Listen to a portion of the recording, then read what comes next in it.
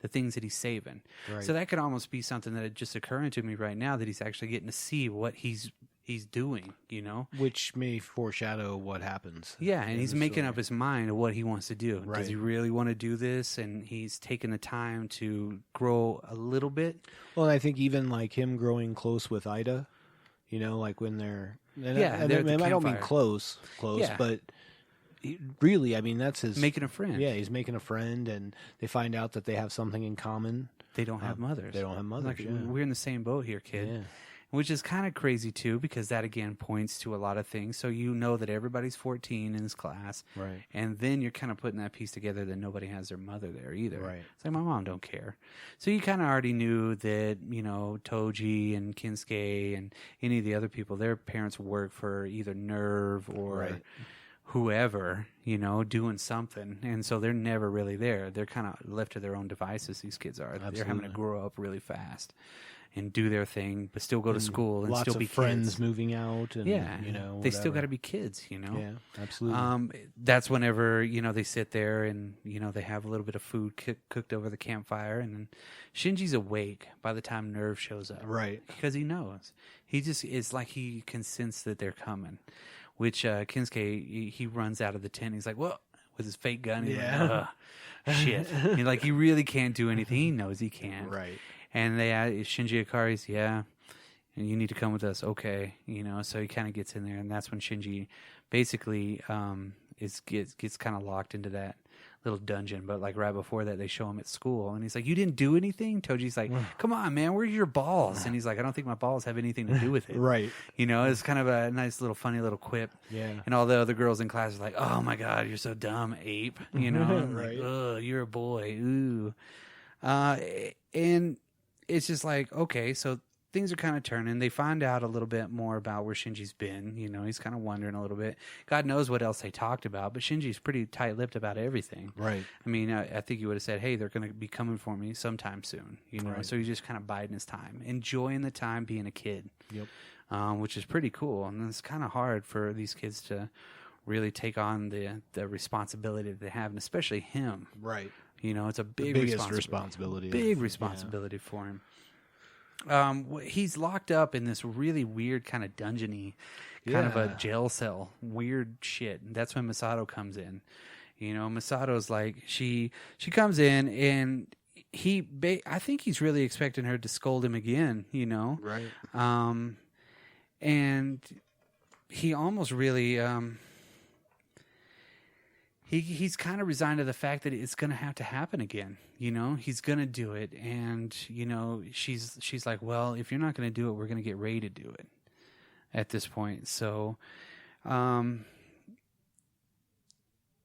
he really kind of says something like, "You can't place all this on me. You know, I can't be the only one for this, you know." And she scolds him a little bit more and basically tells him, "You're more trouble than you're worth if you keep acting like this." I don't think he really expects the kind of reaction that she gives again, because she's still stern. She wants to be that leader for him, but also, I don't know, be the big sister. Yeah. She basically says, you're either going to do this or you need to go home. That's kind of what she's kind of getting at that point. So again, yeah, that's when we're kind of cutting into the big long escalator people mover deal. Yeah. And then it's Akagi Dr. Ritsuko. She's there, and then Shinji's dad, Gendo, and Ray's behind him. Right. And that's whenever he's like, "All right, well, he's fucking straight up, like, we're gonna configure Unit 1 for Ray, get started on it." And then Ritsuko looks back and shoots her the shittiest fucking look. She just looks back, and then Ray's not saying anything. She's doing it too, but you can tell that Ray's doing her due diligence, everything too. Right. She's not bucking it. She's just doing it. She has no reaction to anything. And I think that's what pisses off Ritsuko so much. Right. And she just looks back and is like, "Huh." And Ray doesn't do shit. Right. Ray just kind of fucking hangs out there. You know what I mean? Well, and they start talking about the fourth pilot.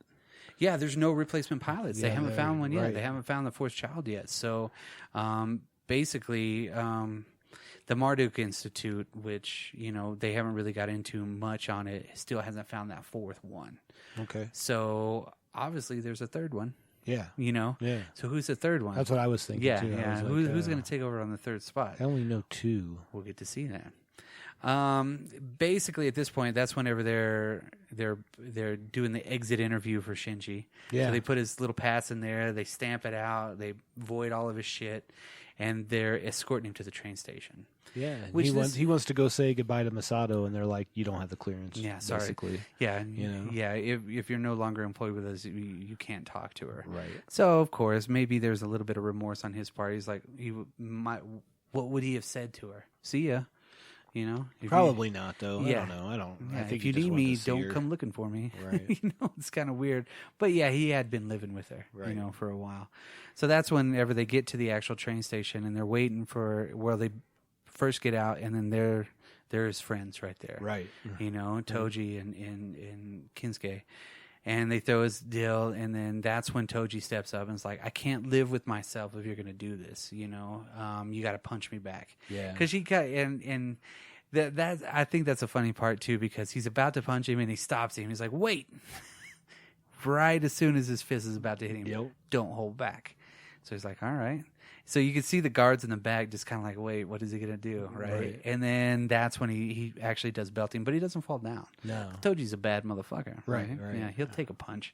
No problem, because he feels that that's the honorable thing to do. Both of them think it's honorable.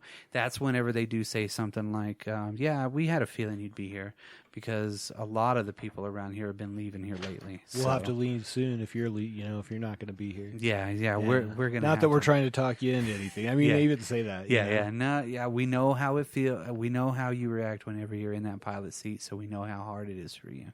So we're not going to make you do it, you know. But we're just saying, hey, you know, we're not going to be here that long either. Maybe we'll see you again, Right? somewhere, if we do at all. And Shinji still at that point too. After he's kind of he wants to say something, but they stop him. Right. You know, and he almost stops himself because he doesn't really completely like open up. Right. Until he gets onto the platform. And that's the first time you almost get to see an upshot just because of the stairs. Right. You get to see him kind of, which I think is a nice little transition for it, because while he's walking up the stairs, they're showing him kind of at almost a level angle. Mm-hmm. And the guys behind him, you're not seeing their faces at all. Right. So his head's still kind of down. He's still just like, but then all of a sudden, the boys are looking at him, and you see that upshot up the stairs. Right. And so he's kind of, it's a transformation. And I'm going to be interested to watch in the next couple of episodes if they show him from a more up angle. Right. You know, because this is a point where he basically says, what does he say? It's something like... he says, you should punch me. He's like, I was dishonest. He like starts screaming, coward, dishonest, weakling. Yeah. You know? Yeah, I'm a weenie. Did he say weenie? No, okay. no. I was like, well, maybe that's what he said. Yeah, he's just kind of like, he finally gets that out. Yeah, he's and like... they're stunned, too. Well, and I think that you're right, that transformation piece, because now he just opened up. Yes. In a way that he hasn't through this whole thing. This whole episode, he's still been keeping quiet. He hasn't really said through the a lot. whole series thus far. Yeah, you know what I mean. He steps up and he says that, "Hey, it's my fault. I shouldn't be doing this." Kind of right. Maybe I should be the one that's getting in trouble, not anybody else. This is my doing. I'm doing this to myself, and I'm doing this to everybody else. Right. Which, yeah, in a way, it's kind of it's a little foreshadowing for him to actually step up. So you know the things that have to be going through his head at this point. Right. Am I really leaving for the right reasons? What am I leaving for? I'm leaving for myself. Is that the most right reason that What's I can have for happen this? To these people? Now these other people are counting on me, and everything's going on. It's so crazy, and he's got like 5 minutes to really think about everything. Right. Kind of at a real big kind of a rush for it. Then they're back at Nerve headquarters, and they're right in front of the Ava Unit 1, and that's when Misato she remembers what Ritsuko said about the Hedgehogs Dilemma. Right. This is the only way that he knows how to communicate. Why should I be mad at him for doing this? This is the only thing that he knows. You know, that's how he does it. And she kind of snaps out of it and is like, okay, wait a minute. I got to do something about this. And she jumps in her badass Datsun. Yes. Or whatever it is. Yeah. Kicks ass on that. Yeah. Floors it all the way there. She finds out basically where he's at and gets all the way there. I think this is one of the most poignant scenes in these episodes, just the silence. Yeah. You know, the silence is something that is deafening at this point, because you know that the train's coming at 4:20 and you can hear in the background, and always watch with the subtitles to kind of see what they're saying, kind of. Sure. And the subtitles are way off from what they're actually saying too. I don't do that. Yeah. So I like to hear all the background stuff. Sure. Like the stuff that's going on, and because you can hear the cicadas, because they really did talk. Yeah, about that they did talk about that. About how that environment's kind of righting itself after the big cataclysm. Yep. And you hear the cicada, and that's one thing that kind of is a nice little kind of, how do you say, I'm not going to say juxtaposition, but it's a nice little addition to that scene. I think it adds ambiance to the scene. Yes, because him and Kinsuke had already been talking about the cicadas, and at night they don't hear them, but during the day they're so loud. Right. And that's kind of bringing him to these conversations he's having with his friends, you know, Right. or these people that he might call friends eventually. Right. Which is pretty cool. Whenever he's standing on the platform, he's still standing in the way because it's a government train that's coming up. Right. And it says that in the background. This is a government train. If you're not part of the government or whatnot, it's, you know, stay behind the fence. So he's inside the fence. Right. You know, so he knows where he's going to go. He's getting to go home like he wants to. But then he hears Misato's voice in his head, and that says, "Keep it up." Which that kind of almost is like another really cool, like, it's a break. That's the one thing that's going to snap him back into not necessarily obligation, but more of a, hey, I'm worth something. Right. I think that's I think that's the best way that I can put it, is he's worth something whenever he does this. His worth is there. And it might not be for himself right now, but maybe... It feels like he's doing something. He's doing something, yeah. He's not just kind of studying or something. Well, what else would he fucking be doing? Playing Sega? Right. You know what I mean? I mean, probably not a lot. Probably not. Yeah. Probably be playing a Nintendo. Yeah, well, maybe, yeah. It might be Sega. Yeah. I don't know. We'll see in the future. Probably not. And that's whenever... We'll see in the future past. Yes. And that's whenever Misato, she peels out around the car, and that fucking awesome car, the Renault or something like that. It really, in this episode, more than any other, when they show it from the side, I'm like, is that a Datsun? Mm-hmm.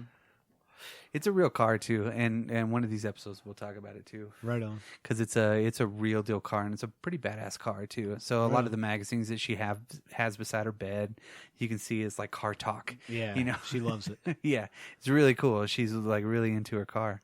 And then this is, like I said, this is one of the best scenes so far because of the silence. You just hear the train talk. You just hear what's happening at 4:35. This train's coming in, and you need to, you know, watch your kids. And it's just a normal, everyday scenario. But Misato's already thought that he's gone. She sees a train leave. Right. Doesn't even notice that he's still on the platform. Well, and we see it go by on him, too. You know what I mean? So we know, but they don't know. Yeah. Because not only is Misato there, the boys are there, too. And Toji's acting all fucking badass, Yeah, right? He's Toji. Yeah. Kinsuke is, oh, it's that hottie. You know what I mean? And that's, you know, Misato finally, she looks up and she sees him. She's like, oh, and he's like, I'm home. She, like, turns around first. Yeah. And then the train goes by, and you see, you know, we see him. But she still hasn't seen him yet. She's watching the train still drive and doesn't even see him in her peripherals. Yeah, and then she turns all completely around. And then, it's like that feeling when someone's looking at you, I guess. Yeah. You know? Like Yoda. Even though I don't think he saw her at that point yet either. No, I think because they kind of lock at the same time. And that's when it's just pure silence. And I like this scene so much because it is set up so well with both of them. Extended amount of silence. And it's a long time too. And it's not wasted time. No, not at all. Because they could not have ended it any better than this. This episode ends really, really well because of that silence. Well, and then what they say at the end. Yeah, he's like, I'm home. Yeah, so it's like that realization, this is what I'm supposed to be doing. Correct. And she's like, welcome back. Yeah, exactly. You know? It's like he was gone for a second, now he's back. He's there. He knows what he's got to do. Exactly. And I think that's a perfect wrap up for this episode, Shinji's long walk. Yeah, I like it. I like that. There's a lot of names for this episode already, though. I don't think we need to add like a fourth. No, not at all.